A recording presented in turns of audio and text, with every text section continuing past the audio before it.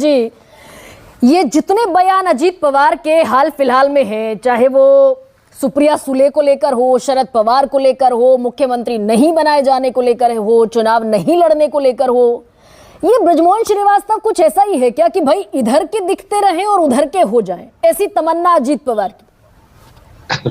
नहीं गरिमा जी, ऐसी कोई तमन्ना नहीं है। ये बात बिल्कुल सच है कि आदरणीय अजीत पवार साहब ने अपने परिवार के जो संबंध है, पारिवारिक संबंध जो हैं, उनको यथावत बनाए रखने के लिए अपनी बात उन्होंने कही है।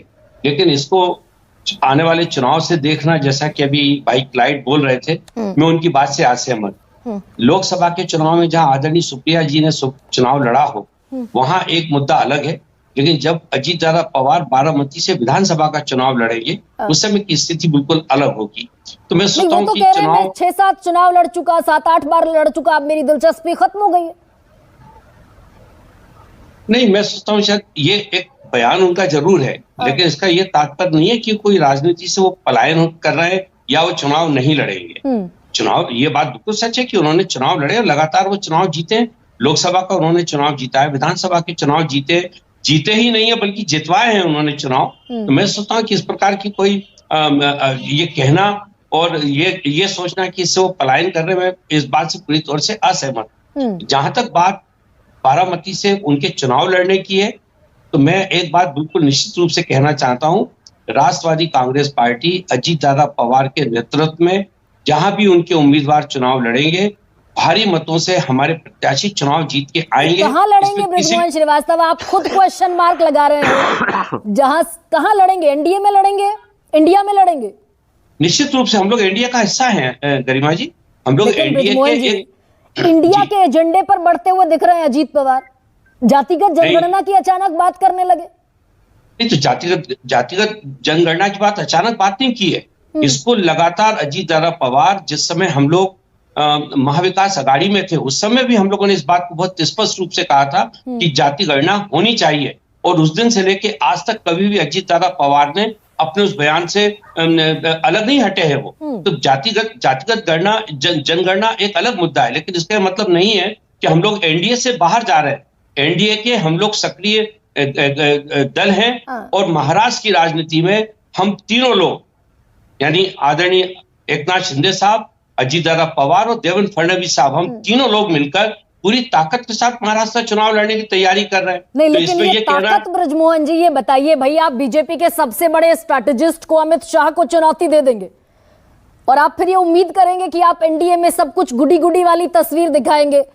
अमित शाह कहते हैं भ्रष्टाचार का सरगना है शरद पवार, अब अजीत पवार कह रहे हैं सोच समझकर बोले। ये तो सीधी चुनौती है ना।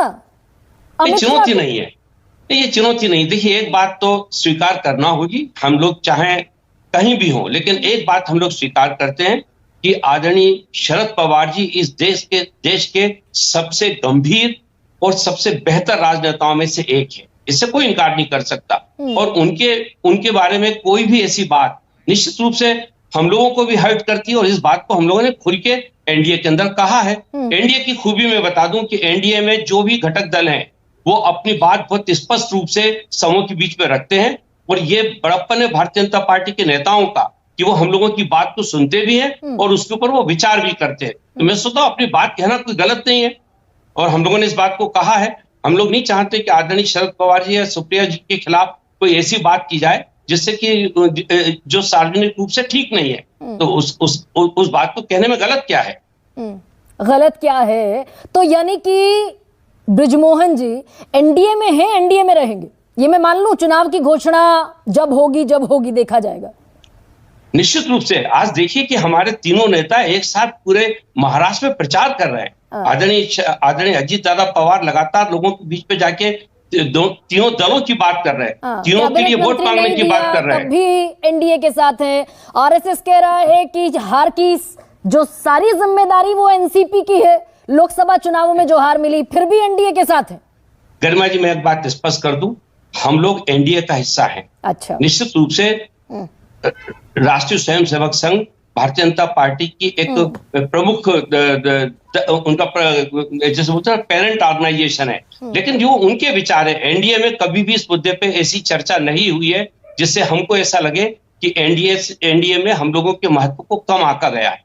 और जहां खुलकर लिख दिया ब्रिजमोहन जी, ऑर्गेनाइजर ने खुलकर लिख दिया, विवेक पत्रिका मराठी की जो कि संघ से संबंधित है उन्होंने खुलकर लिख दिया, कैबिनेट मंत्री का पद आपको मिला नहीं, आप कह रहे हैं कि खुलकर किसी ने नहीं कहा। गर्मा जी, दो बातें स्पष्ट कर दूं। कैबिनेट में जो पद हम आदरणीय प्रफुल्ल पटेल साहब ने पद लिया नहीं, इसलिए नहीं लिया कि वहां पर हमारे पास 4 अगर सांसद होते तो निश्चित रूप से हमको कैबिनेट का पद मिलता। चूंकि हमारे पास उस समय 3 सांसद थे, इसलिए हमको स्टेट मिनिस्टर नहीं भाई, जीतन राम मांझी को मिला ना ब्रिजमोहन जी। देखिए वो जीतन राम अकेले मांझी थे। के पास एक सांसद, जीतन राम मांझी खुद गया से चुनकर एकमात्र सांसद है पार्टी का, उनको कैबिनेट बना दिया, बैठा दिया कैबिनेट में। आदरणीय मांझी साहब को आप हमारे इससे कंपेयर नहीं कर सकते। हम लोगों के लिए था कि 4 सांसद आपके होना चाहिए। वो अकेले चुनाव लड़े थे, वो अकेले थे, तो एक अकेले सांसद के लड़ने में और हमारे पार्टी के हमको 5 टिकट मिले थे, तो दोनों में फर्क है। और उसी चूंकि नीति हम लोगों की बनाई हुई थी एनडीए में, तो उसका पालन यदि हम ही लोग ना करें तो फिर कैसे बात बनेगी। ये तय था कि तो शिकायतें दर शिकायतें हैं, लेकिन उसके बावजूद बने रहेंगे। शिकायत नहीं है गरिमा जी, शिकायत बिल्कुल भी नहीं है भाई। किसी तरह की कोई शिकायत सीएम को लेकर ब्रिजमोहन जी, मैं कोई घर से फैक्ट तो लाई नहीं, मीटिंग में बाकायदा कहा अजीत पवार ने कि बीजेपी ने शिंदे से पूछ लिया इतने विधायक ले आओ, मैं मुख्यमंत्री हम बना देंगे, हमसे पूछा नहीं। तो ये सब कुछ पब्लिक डोमेन में है ब्रिजमोहन श्रीवास्तव। पब्लिक डोमेन में है, मैं इससे भी इनकार नहीं करता गरिमा जी, लेकिन जो एक नीति बनी थी, उस नीति में यह तय था कि अगर हमारे 4 सांसद होंगे तो हमें कैबिनेट का एक पद मिलेगा। और मुझे लगता है कि आने वाले दिनों में ये चीज फलीभूत होने वाली है। हमारे 4 जैसे ही सांसद होंगे, हमारे आदरणीय प्रफुल्ल पटेल साहब केंद्र में केंद्रीय मंत्री बनेंगे। ये बिल्कुल स्पष्ट है, इसमें किसी प्रकार का कोई कंफ्यूजन नहीं है। वो तो 29 में होगा ना।